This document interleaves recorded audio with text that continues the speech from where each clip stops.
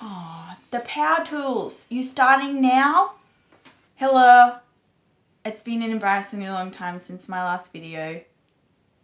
Besides the fact that I was busy graduating and then, freaking out about graduating, which surprisingly can take up a lot of time, I haven't really been super sure what to say because my target audience has sort of split up a little bit. Some of you are skiing, a large portion of you are in lockdown, some have equipment access and some don't, and I was trying to think of topics to present to everyone, but that's very difficult because context is king. So I sort of just said nothing and did a lot of work behind the scenes. But that stops today.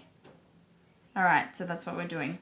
This video is directed at the few people who are skiing, and whilst that may not be you right now, if you ever plan on skiing again, it's pretty useful information, so you should hang out too. As amateur athletes, we do not have 20 spare hours set aside in our week to perform our pre-season training. So if you do your pre-season training well and you fit it in well with your life and you're smart about it, you're probably hitting about 6 hours of structured training a week. And then you head on out to the Alps, maybe you head straight into a training program, or maybe you're just into weeks of ski touring like the majority of you currently are. And that training load goes from probably about 6 hours to close to 20 hours of pretty intense exercise a week. That is a 330% increase in training volume, which your body is not physiologically going to be ready for. Now, I'm not suggesting you boycott training, I'm not suggesting you don't go skiing, but you do need to be aware that you're undergoing a huge increase in activity volume and it's going to take a toll on your body and you need to act accordingly. There are strategies that you can implement to make the most of a suboptimal situation. The first, I'm gonna kill some children. Oh, the power saw's back. The power saw's back. The power saw's back. Strategies number 1 and 2 are get your sleep and optimize your nutrition, and that's stuff that I will address later. I want to talk about point number 3, which is how to manage your activity outside of skiing, because I think that this is something that people are generally pretty shit at. Clue number 1 is that if you speak to any ski instructor or trainee at the end of January, they will tell you that they are exhausted. Exhausted is not the optimal state for performance. Exhausted is the optimal state for injury. We need to do better. So what I'm going to do is go over the ground rules for managing your activity outside of skiing. Numero 1, if you don't need to do it, probably just don't do it.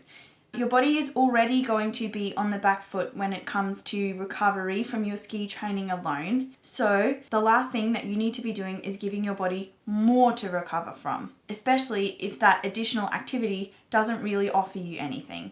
You cannot prioritize skiing performance and gym performance at the same time. It does not work. It's like trying to have 2 boyfriends. Eventually one is going to catch up with the other and the carnage is just going to chew you up and spit you out and leave you on the sidewalk in a heap. Pick one. You can't do both. Next rule. The goal of your in-season dryland training is to find the minimum amount of activity in order to maintain the progress that you made in pre-season. The minimum. The minimum. To win in this situation, you must train smarter, not harder. I don't know what we're up to anymore. Next rule. Train in the afternoon. Do any additional activity in the afternoon. That way, your skiing makes your extracurricular activities worse rather than your extracurricular activities making your ski performance worse. After all, you are paying thousands of pounds to try and ski well. So actively making decisions that will negatively impact skiing performance doesn't make sense. Train in the afternoon. Next rule. You need to be very smart about the leg exercises that you pick and how you implement them, because you do not want fatigue and delayed onset muscle soreness to be filtering into your skiing. That's not the point. Good one. During your on-snow training weeks, you should not be in the gym more than twice in a 7-day period. If you do go twice, they probably should not both be super intense training sessions. In weeks where you are teaching or not skiing that much, you can adjust and maybe you can do a little bit more in the gym, but again, minimum amount of activity required. So 2 sessions is your max in a 7-day period. And that's more than enough to maintain progress, because maintenance is so much easier than building muscle and building strength. You don't have to work as hard. Last point could be a little bit controversial, but I'm going to roll with it anyway. Stop fucking running. Especially if you're not someone who runs regularly throughout the year. If you are someone who runs all of the time, you can probably get away with it. But if you're not someone who runs all of the time, don't do it. Running is so much load on the body, both mechanically and metabolically. The only thing that is going to transfer from running to your skiing is fatigue. It's not worth it. It's actually stupid. Also, running at altitude is probably one of the most disgusting activities a human being can undertake. If you must run because you identify as a runner, I would suggest that you do it in weeks where you're not skiing or training very hard, and that you opt for shorter, faster runs because it equates to less mechanical loading because you don't take as many steps. And just lastly, you're like 7,000 times better off on a bike.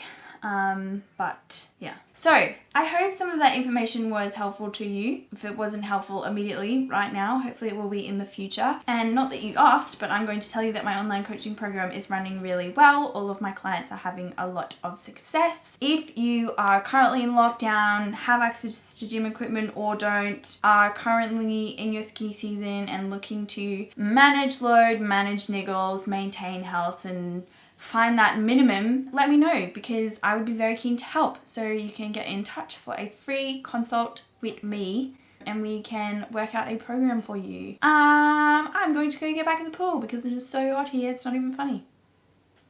Ciao.